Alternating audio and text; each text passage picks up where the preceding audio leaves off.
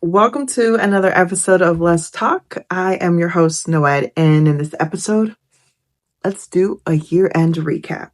Stay tuned.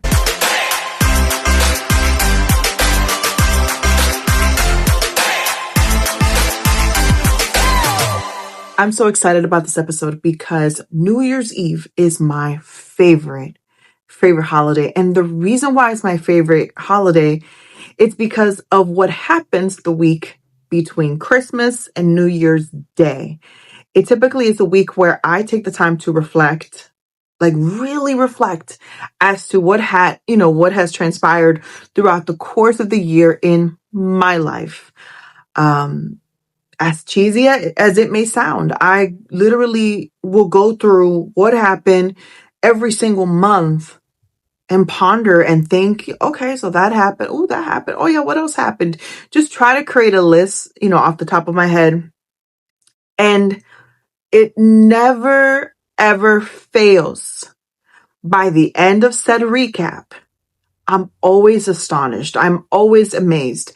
Even in the midst of the quote unquote bad or the challenging times, I can say, wow, like this was a year of growth. I can point out my areas of opportunity, yes, but I can point out the amount of growth that has transpired. And usually after said recap, I just get so excited about the following year because it's like, wow, if all of this happened this year, I can't wait to see what's going to happen in the next year. It just becomes like this excitement of what is to come. And I know it sounds really cheesy, but this is me and this holiday. So by the time New Year's Eve arrives, I'm celebrating everything that happened in the previous year and I'm celebrating what is to come. And just even talking about it, I am getting so excited. With that said, normally said recap usually happens very privately, usually happens very quietly. Like I don't necessarily recap out loud. I don't write in a journal. I don't do any of that. It just happens in thought, throughout that, during that week between Christmas and New Year's Eve. It just happens as the days go by or as the hours go by. But I figured, let me recap on camera. I've never done it before. And there's no particular game plan for this other than I'm just going to recap out loud how I normally recap, which is going month by month. Heads up, I'm going to get very personal, very candid. Some things I will still keep private because, gotta keep a little privacy. And otherwise, we'd be here talking for a long time. But I hope that this my recap inspires you to do your own recap, whether it's on camera, whether it's a diary, or whether it's amongst friends, or just yourself. I'm excited to do this. So you ready? Ready? Okay. Well, let's get started. Okay. So let's talk January. But before we do, I think I should give some context and briefly discuss December of 2024 because I feel like that would give context as to my state of mind going into the year 2025, going into that January mode. By the time December of 2024 came around, I was fed up. I was fed up of making moves and making decisions from a place of I care what people think. And I know it's embarrassing, but in the back of my mind, I realized that, I'm doing things kind of caring what people think, caring about the public perception of me, caring about, am I being viewed as a leader? If I'm doing this, will that set me back a little bit, in certain areas because I'm going to be viewed a certain way. And I noticed that the real me, which is not that I had been fake or had been out in the world showcasing a person that I'm not. It simply was this. I was showing up as myself, but not my whole self. There were tons of parts of me that I was suppressing. And I understand not everybody should have access to all of you, but I was definitely suppressing a great, great part of me. And the parts of me that I was suppressing, I quickly realized that I feel like it was screaming to come out. I noticed that I caught myself wanting that version of me to show up, but I was scared because of public perception. And that inner me was the inner me that was desiring to be seen was like, girl, you got to do this. And I'm like, you know what? This is how God made me. And he knitted every intricate fiber of my being this way with his pattern for a reason. And that girl deserves to really be seen and to be out there unapologetically. I remember making a reel, making a video and posting on social media saying, hey, this year I'm going to unequivocally, unapologetically be myself. Now that task is a lot easier said than done, but that is the mental mind frame that I went into into January 2025 with. Now I had just gone, had just come out of a pretty lengthy period of depression, healing from some major things, and I was a bit of a wreck. But by the start of the year, I knew I had some things in the works. I knew I had some projects, had some goals, and looking forward, again, it's the looking forward to part of entering a new year. It really motivated me. So January became a month where I began to practice showing up as myself a little bit more. And that was online. That was, in various platforms too. I'm talking about from Instagram, YouTube, LinkedIn. I'm like, I have a voice and I need to show up as myself a little bit more. And I need to do that and start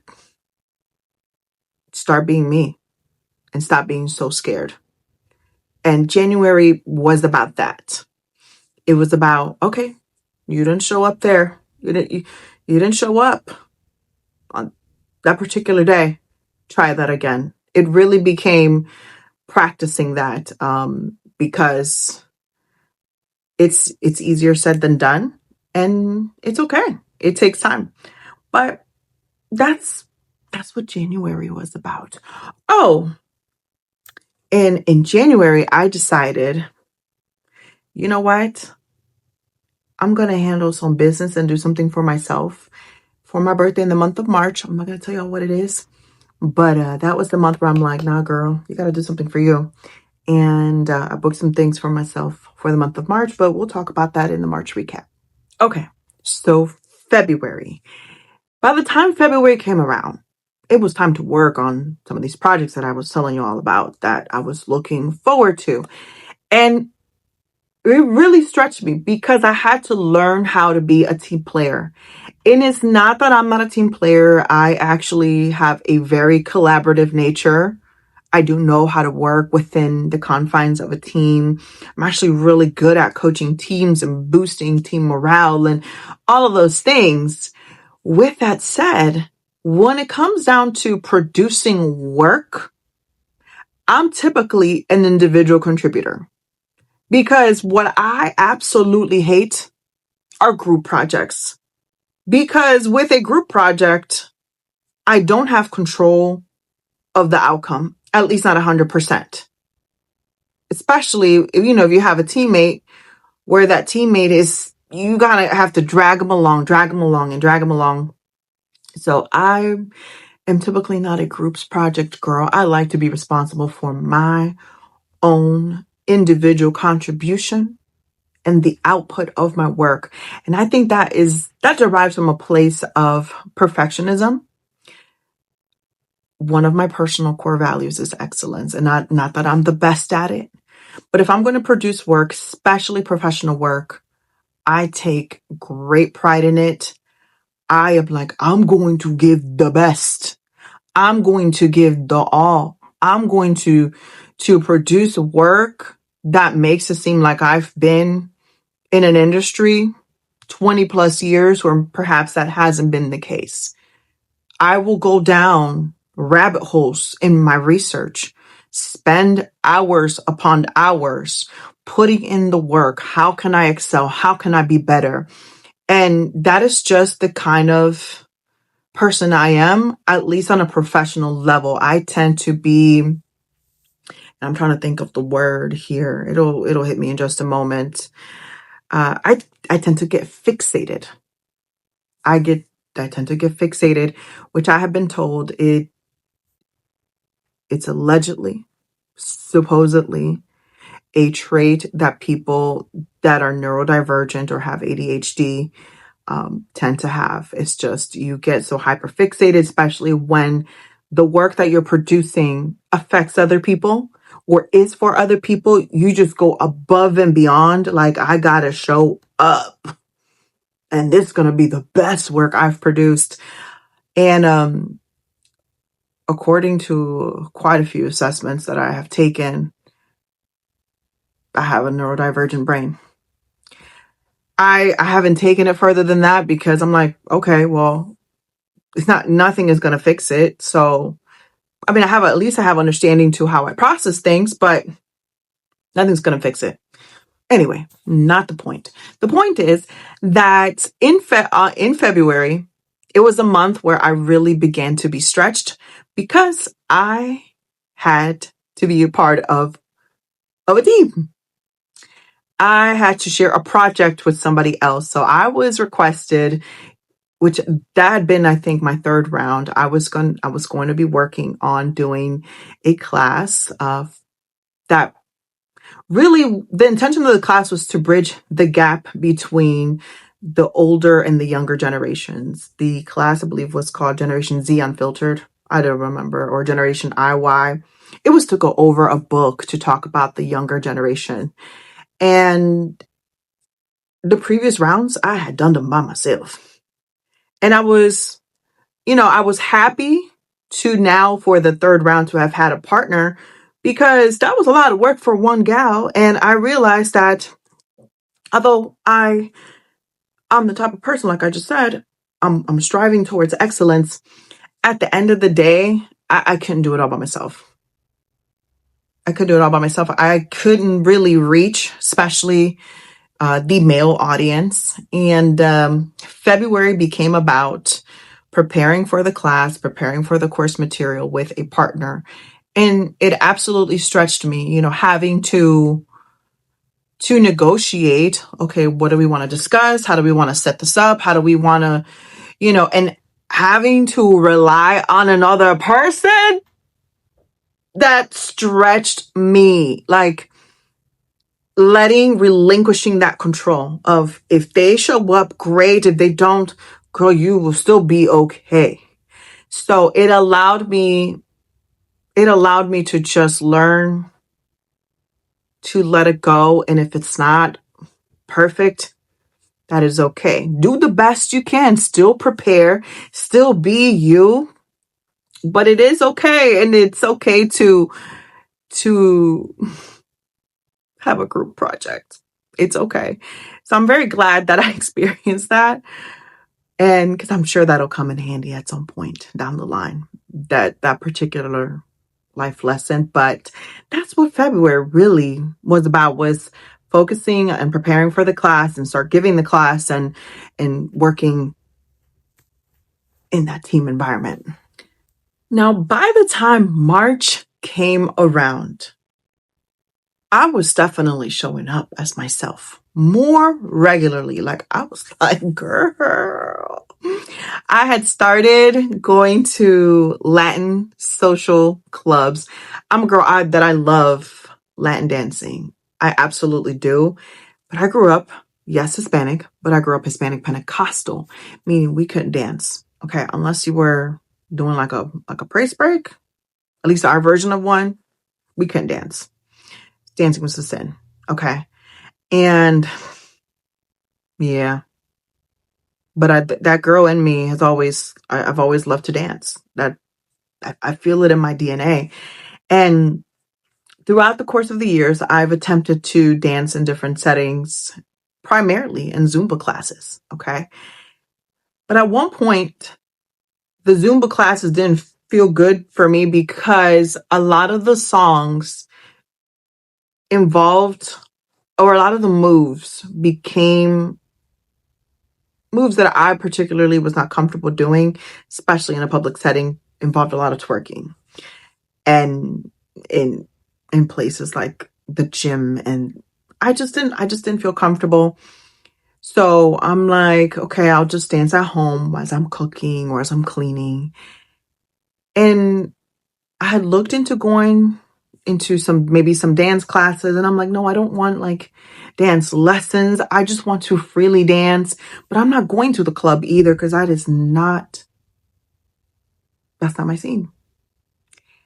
And I found this little place, which they have since upgraded to a bigger place, this little restaurant called the Rican Chef. And the Rican Chef was having their anniversary event, and they were having some live music. And I went, and I didn't care that I didn't have a dance partner. I dressed up, I went, I danced, and I loved it. Like, I'm like, this is what I want. And that pushed me into, or that, I don't know, that freed me even more towards entering the month of March with this sense of freedom to like, okay, this was just a one event. I need to find more of this, which is an environment where it's safe for me to dance. And by safe meaning it's not in the middle of the night, it's not a club setting, but it's not a class, just a space where I could dance, and I don't know how else to describe it. Still feel safe. Safe enough where children could attend and I could still have a blast. And I found just that. I found a Latin social dance club through the Rican Chef and the people who hosted the thing. And I'm like, okay. And I began to attend those. I noticed I began to feel more feminine and more in tune with myself and my sensual side, a side that, as a Christian girl, you're never supposed to explore, allegedly. But it was like, you know what? We talk a whole lot about the Proverbs 31 woman, but we're not talking enough about the Shulamite woman in Song of Solomon. And that was a lot of, there was a lot of sensual talk in that book. And you don't just become sensual overnight. There's this feminine side to us. There's sensuality, and I need to feel more feminine. And I began to take myself out on weekly dates. Nothing expensive. Sometimes I wouldn't even spend any money. It would be like, you know what? I'm going to dress up. One of the weeks I did it, dress up and put on my fur coat, put on, a little fancy dress that I have in the closet already. And I'm just going to go and sit down and watch a live event or listen to live music and just feel pretty and feel more myself. And March was that month for me. And I noticed like I began to I became a little bit braver going out into the world and just enjoying myself. And I'm a March baby, so March was my birthday. And in January, I have booked myself I think it was a couple days. I want to say 2 or 3 days at a hotel. I have one of my favorite cities that I have visited so far. So far. Because I don't know, I could maybe visit another city down the future in the future, or maybe I've never been to before, and maybe that one will become my favorite. But currently my favorite city, it's the whole DMV area in DC. I like DC, but I like to stay in the outskirts of DC in the Boston quarter. It just gives me the city vibes, but in a city that is not super congested. Like it has its moments, but it's not super congested, but I still get the city vibes. And the trick to staying in this area at a hotel is do it in the winter. Do it when it's cold because those prices are very affordable. So I'm like, perfect. And then Elevation Worship was coming to DC in concert at the Capital One Arena. I'm like, oh, this is for me. And I went by my lone self, away from children, away from work, and spent this time in early March, even though my birthday is it's on the 18th of March. I spent the time for me, a time where I didn't have to worry about cooking, cleaning, running errands, none of that. And I parked my car, metroed everywhere, went to the concert, had a blast, sung my little heart out. I even went to another dancing event, but this one was swing dancing. And so I dressed up in like that old school, I even wore a velvet dress. Like, I really genuinely enjoyed my own company and myself. And that's what March for me was about, was like, girl, there you are. There you are. And something happened in March. I went window shopping with a friend, and we were at the Michael Kors store, and I seen this little suitcase, the cutest little suitcase. And I said to my friend, I'm going to put it here. I was like, take a picture of me. Take a picture of me with the suitcase. The suitcase is my color. And she's like, she didn't ask me why, but she had that look in her face. And I was like, take a picture of me because this is going to be me. I'm getting ready to travel, and it's going to be for business. And it's going to be, you know what? Look at me. I'm going to a conference. And I'm just saying this now because let's talk about April. Let's talk about April. So remember the class I was telling y'all? So that class that I was teaching with a partner. So that particular class, it was a 9-week course. And at the end of the course, the leader who we answer to, he made an announcement saying, hey, we're going to a conference in Florida and the two of you are going.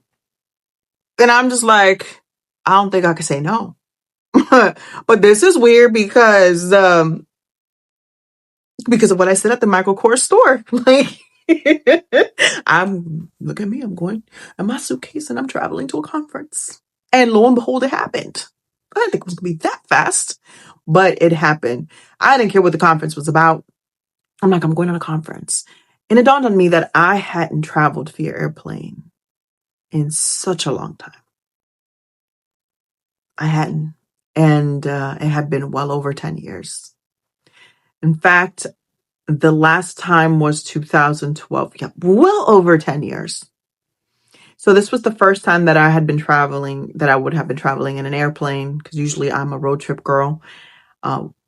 I was going on an airplane after a gazillion years, and I was going at it solo. I had never gone on an airplane alone, but God in his goodness and his mercy, he knew how to take care of a girl, because it turns out two of the couples that were going to the conference, because I didn't book flights with anybody. I was doing this solo.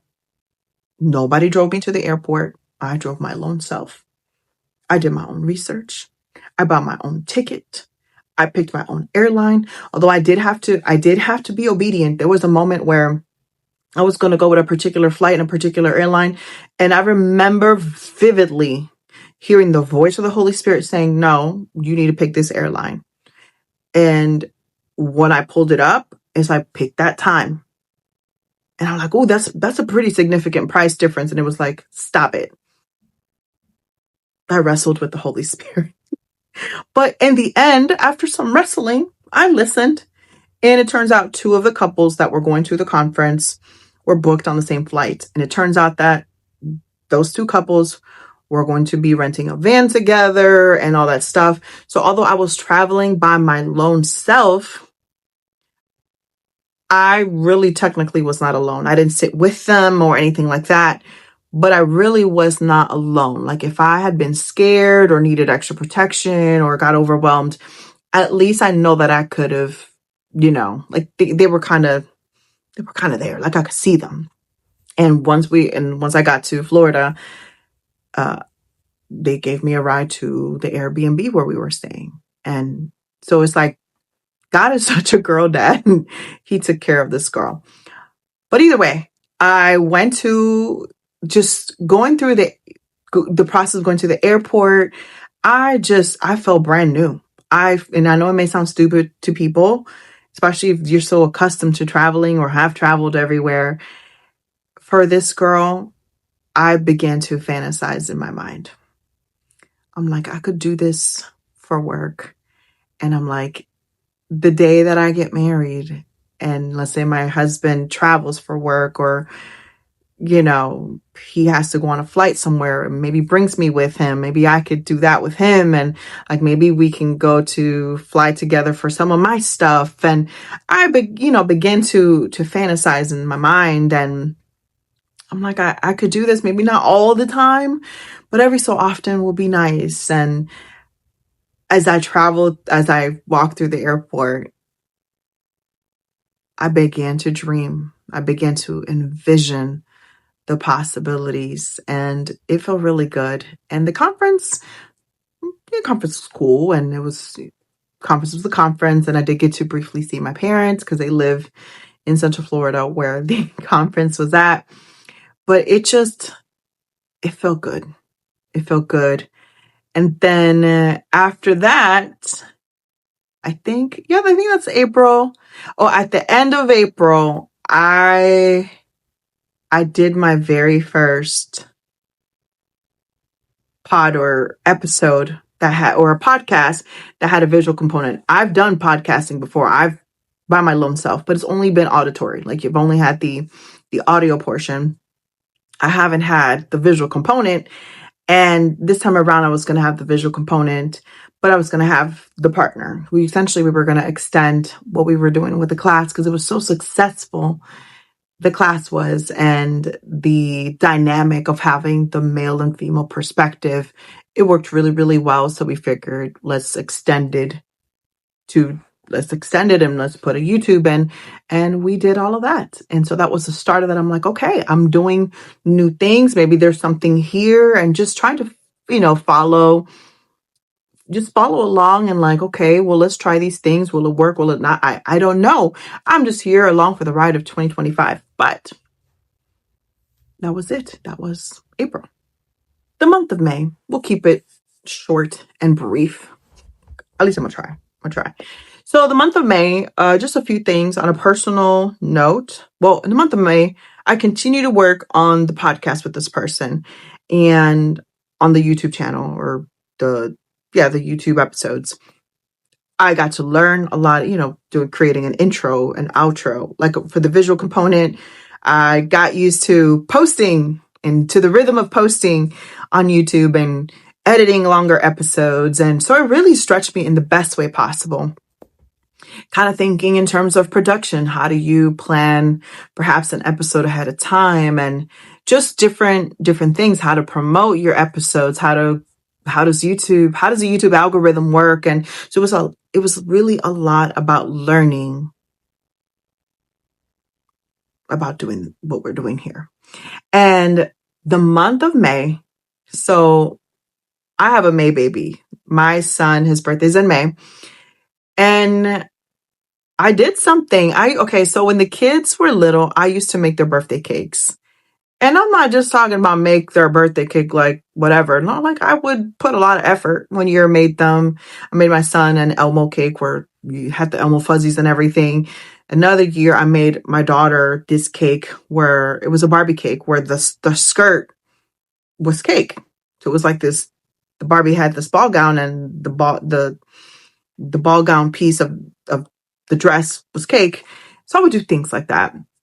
And somewhere along the lines, I know when I stopped, but I didn't realize that was still important to my kids. So in May, I went back and I made his birthday cake. And it was for him was like, oh my gosh. Like, it was the most thing, like, my mom made me this cake, and had that conversation with the kids. And they're like, yeah, it means a lot for you to make us our birthday cake. And yeah, so I did that in May. Also in May, I began to have this inkling, and I knew it was none but God. The inkling was, stop packing your schedule up. Stop booking stuff to the brim. I mean, I was doing ministry, podcasting, still a little side quests everywhere, running around with the kids. I mean, from the moment I would wake up to the time to really late at night, I was running around. I would sometimes stay up at night working on things. And God kept putting it in my heart. Stop packing up your schedule. And the more I dug into that and the more he dealt with me, it just reminded me that, this girl had been, because throughout the months, I've been praying for a husband. I'm like, Lord, I would like to have somebody in my life. Lord, I would like to be married. God, will you please send your husband? Because the reality of it is, although I, had my own life, I was out, going on my daily solo dates and would hang out with friends and, just having this full life. I was still feeling very lonely in that area. Like the sting of loneliness, I can't even explain it. So I'm here crying before the Lord for a husband. And it was like, girl, you're asking me for something you have no time for.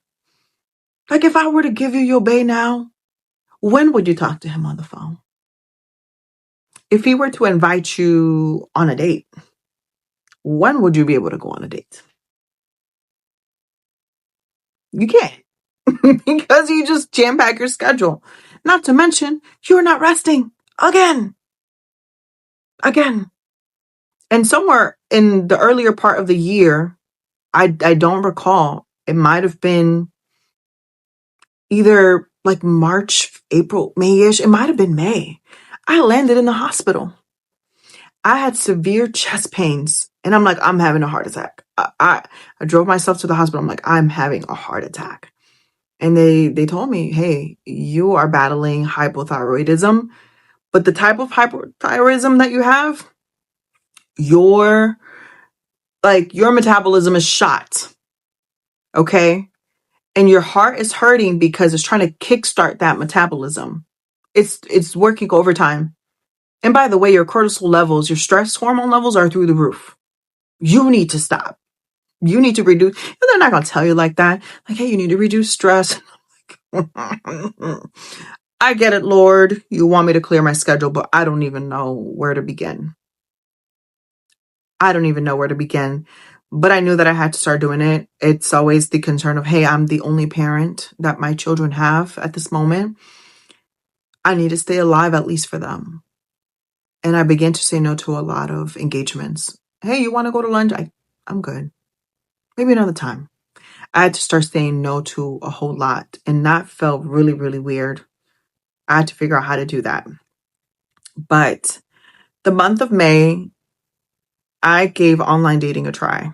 I had done it before, but nothing successful. I'm talking about nothing successful. Like I hadn't even gone on a single date since my marriage ended April 2021. And when I say ended, the divorce wasn't finalized, but that's when it ended, April 2021.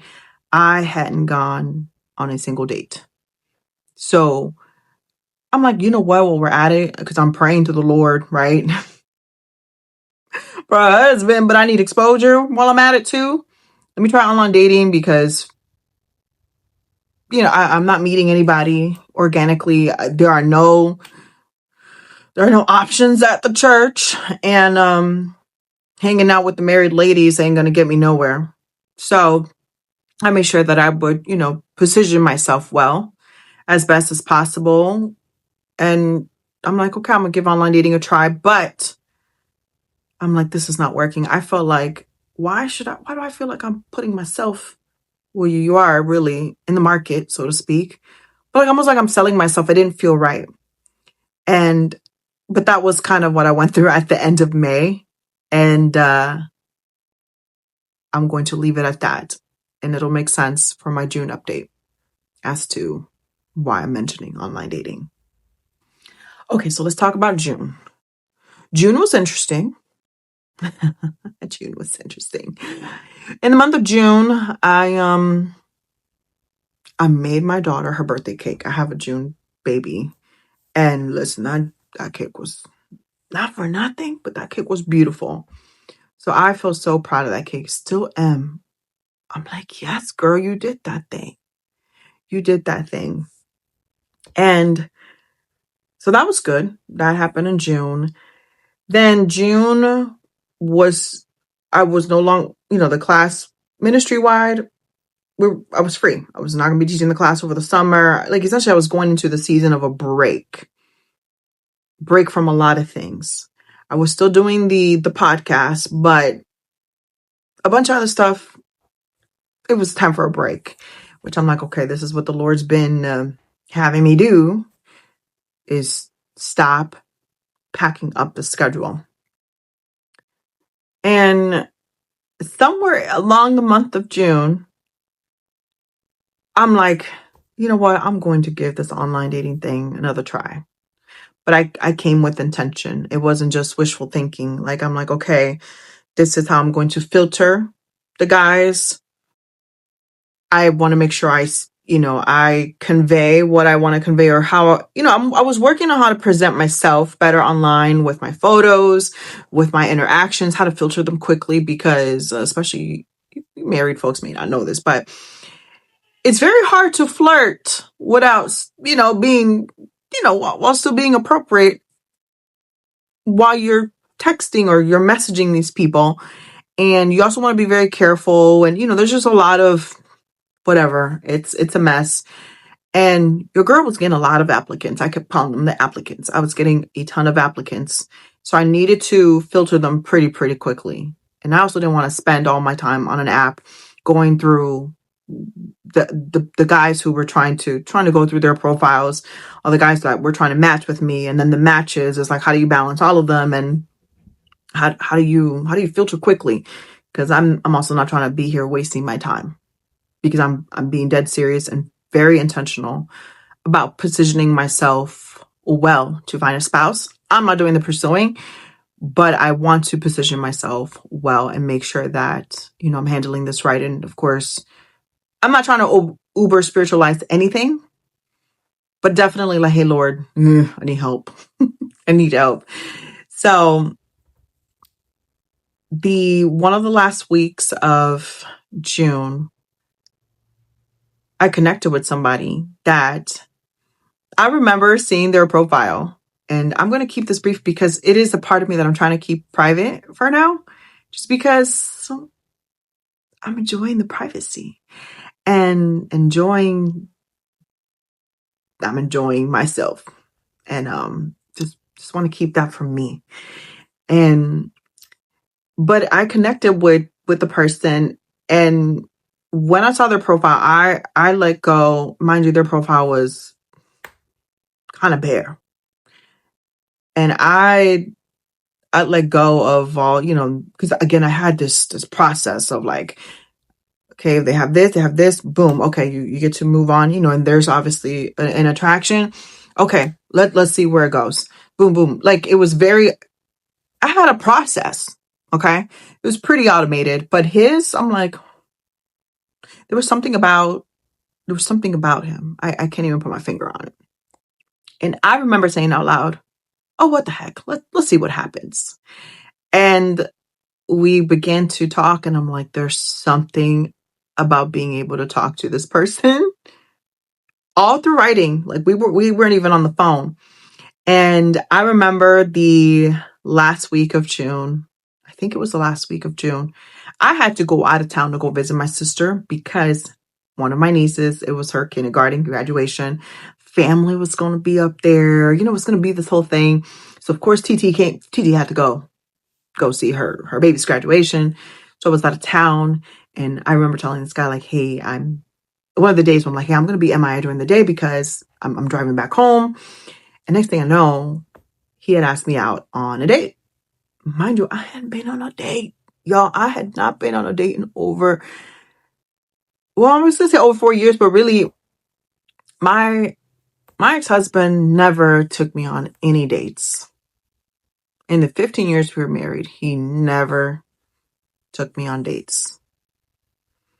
Like, yeah, we could hang with the kids and stuff at the movie theaters or whatever, but to say, I'm taking my lady out on a date, never. So But post end of marriage, this girl hadn't gone out on a single date. And having been asked on a date, I was like, this is a joke, right? Because I feel like every time I talk to somebody, online, because I hadn't met anybody in person.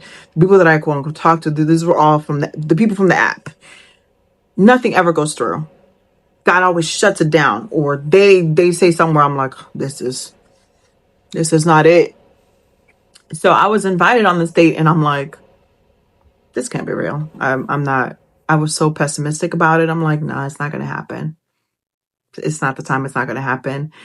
And I remember the morning of the date, he had called me. Hey, I just want to make sure I'm not being catfished. Just make sure, like, oh, you're real. And I'm here.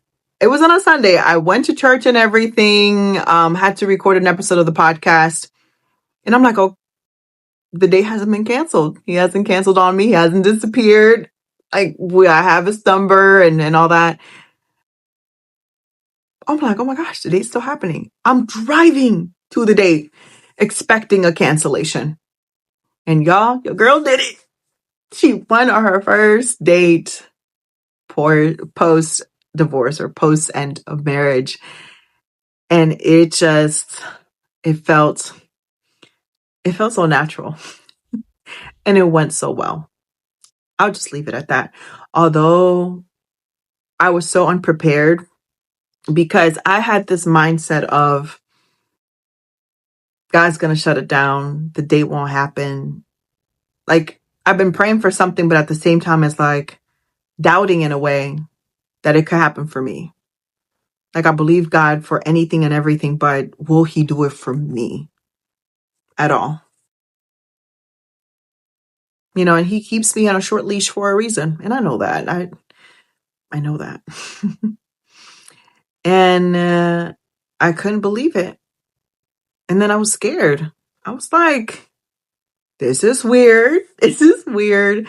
And so there was a lot of internal wrestling that I had to do. God was great. God is great. But internally, I was like, oh my gosh, like, this is actually happening.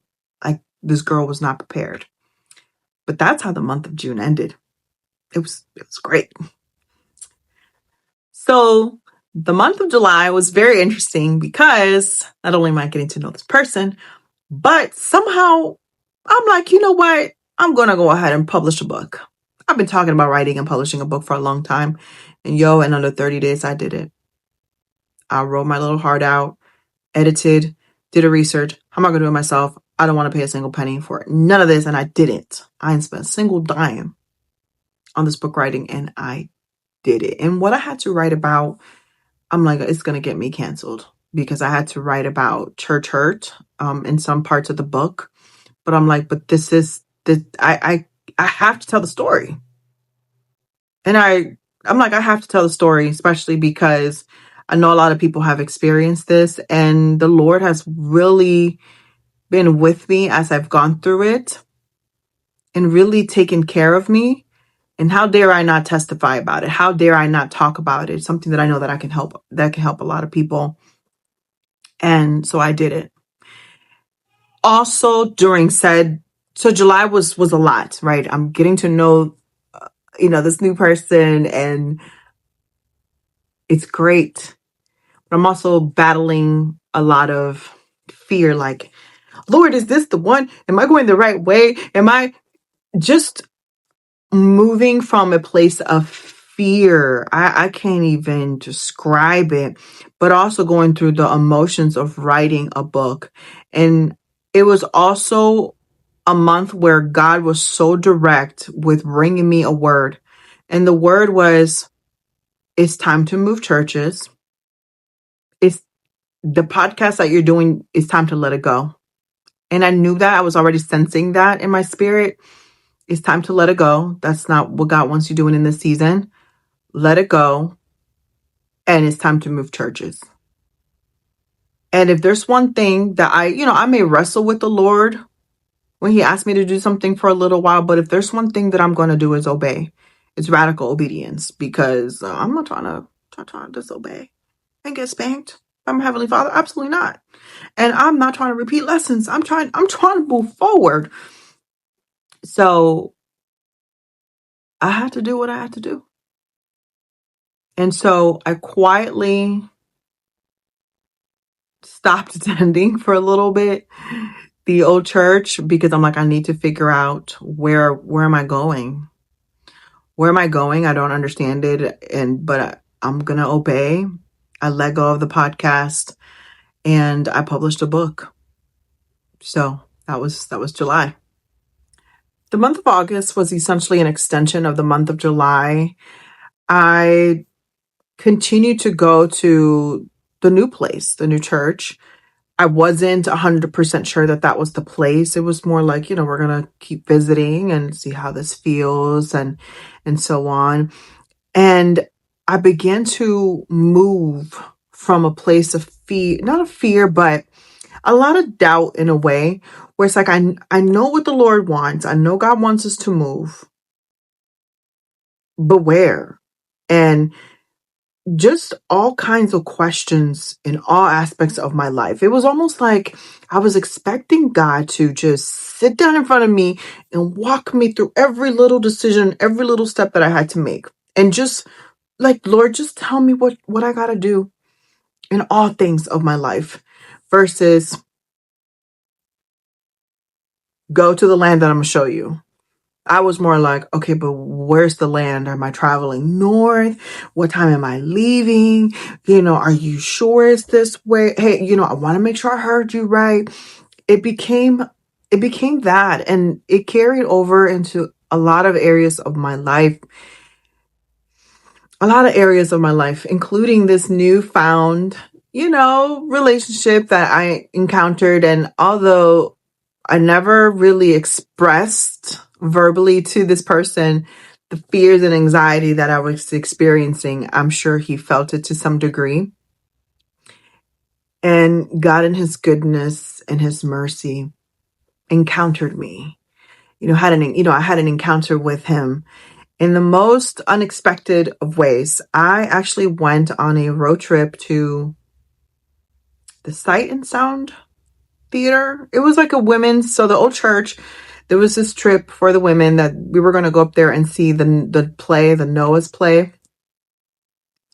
And I have been booked the trip, and I'm like, okay, although I'm not currently attending the old church, I already paid for this trip, so I'm going. And I went.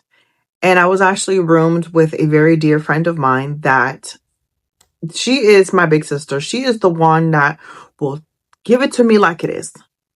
She's not going to be mean to me, but she's not going to sugarcoat it either. She's going to give it to me like it is. She's going to tell me how it is. So I hadn't caught up with her in a minute. So I'm catching up with her. And she says to me, "You're doing too much. You're doing too much." And long story short, you're sabotaging. You ask God for a husband, you ask God for a person. And now with all you being scared and all, you being scared and all these things, which is normal. Mind you, she has a similar background. Like, she too experienced domestic violence. So she knows what it's like going into something new after such deep hurt. I didn't realize how scary it was to begin dating or to connect with somebody after the last person that you were with hurt you in the deepest of ways. It's this fear like, am I going to make a mistake again? You're just, essentially, I was operating from a place of fear. But I love how she's like, you're doing too much. You're doing too much. And you keep going. You're about to lose a person that's great. Because it sounds like it's going really great. And so that trip, really, the Lord had an encounter. Like, he met me where I was at, in that hotel room that I was rooming with her. And we talked. And I came back with clarity and like, hey, Lord, I don't have all the answers. I feel like I need confirmation for everything, down to, is this the church? Is this the church? What if I make a mistake? What if I... Da, da, da. It's more like, stop. I will align your steps if they are out of order. I will align them So I had to let it go, and I let it go. So by the end of August, I felt a little bit better, but I was not expecting what was to come. I was not expecting what was to come for the fall at all. Well, September, October, and November, I want to put those together. First of all, this episode's already really, really long as is. But entering the fall, I entered a season of grief. I didn't realize how much I was grieving the loss of the community that I had in the old church. And it wasn't that I couldn't pick up the phone and be like, yo, I want to hang out, but it was the loss of what was. It was the loss. It was a continual dying to the expectation of how I thought things were going to be like, how things were going to go. You know, I saw myself at the church forever. Like I thought that was going to be not forever, but I saw it as possibly as my forever church. I'm like, the only way that I'll leave this church is, if I get married and my husband, like we're going to whatever church he's going to, or if the Lord has us move to a different state or something. But other than that, and even then I'm like, well, even then if I meet somebody, maybe they can come here. Like I really saw myself in the church for a very long time. And I had to grieve a lot. It hit me harder than I expected. And I went through that quietly. I didn't even, like briefly told my bestie, but I carried that one very quietly. I found myself in a place where I was having a hard time going to the new place. I try to go to the new place with this mindset of, I'm going to do exactly what I did in the other place. I'm going to serve like crazy. How can I? And God's like, you're not here to work. I still don't know what I'm doing at the new place.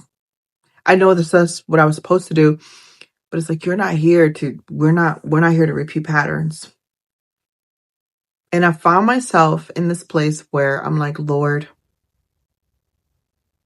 I can't sit here when I'm still grieving the other place.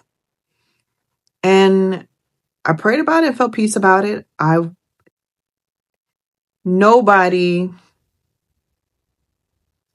Actually the only human, no, I'm trying to think, like, who did I tell? Family didn't know.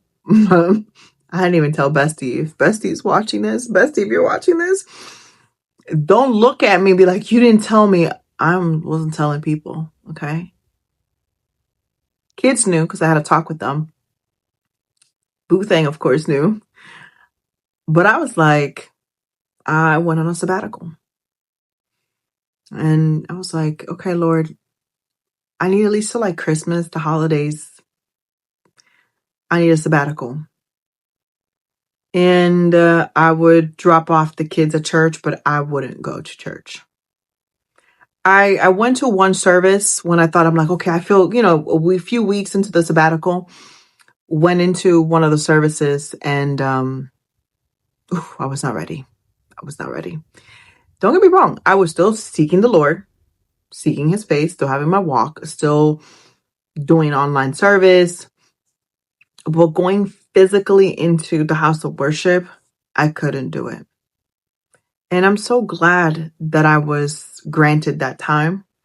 Just this past Christmas Eve, I went to Christmas Eve service, and in the middle of that service, I could hear the whisper of the Holy Spirit saying, sabbatical's over. You said the holidays. Sabbatical's over. But I'm in such a better place where I'm like, okay, but I needed that time. So that fall really was a time to just be on sabbatical. I rested from ministry work. I rested from projects. I even rested from content creating in one of the platforms where I do encouragement or I share I share Bible things. My ministry platform. I I really didn't do anything with that. Now I've been on here on YouTube and whatnot, but ministry stuff, no. I didn't do no ministry. I just sat, I rested, I grieved and I rested. And it's exactly what I needed in that season. And I had moments of even a bit of depression, felt a little bit lost. But in the end, I don't know. I got, it was needed. I felt good and felt better. And as a matter of fact, I went to the old church for Christmas Eve and I'm like, okay. It felt good to know that it was the first time I had been in the building since I had left. And it was like, okay, I feel better.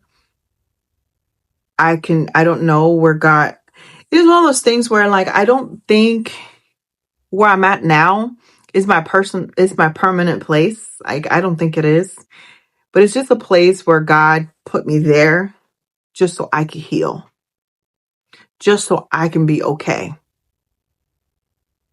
And that's perfect. It's just what I needed. They need to be there to, but going back to the old place, it was like, okay, I did it. Like, I'm okay. God really carried me through this one. And it's like, in a way, I proved to myself, like, you're okay. You got this. You got this. But that's what it's like September, October, and November was about.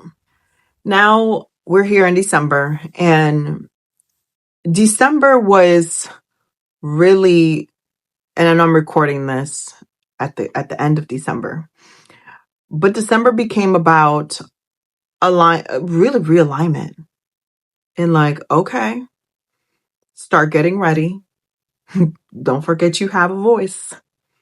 Don't get too comfortable in a season of rest, because it took me a long time to be okay with resting. But then once you get into the rhythm of doing nothing but resting, you can get really, really, really comfy in that space. And it was like, get ready. So just getting my thoughts together, getting into certain routines, in terms of reading, in terms of writing, in terms of recording, in terms of even meditating on things. I tend to be a person of internal reflection, tend to do that. I began to be really more of myself, because remember, that's how we started with January, really being myself on social media. And so I practice on TikTok, like, how can I show up being me for real, for real, for real, for real in the social media space. And the people over there are receptive about it. And then I started practicing some of that here on YouTube. And there's one why I don't want y'all to find me over there. Threads. It's like, I'm going to be myself. And it's been a lot of fun. And it's like, yes, I'm showing up as myself, man.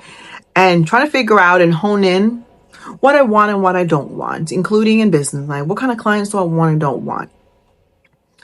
And I'm not saying I'm going to the new year like, oh my gosh, I got it together. No. No. Also in December, this is, see, I wasn't even planning on sharing this.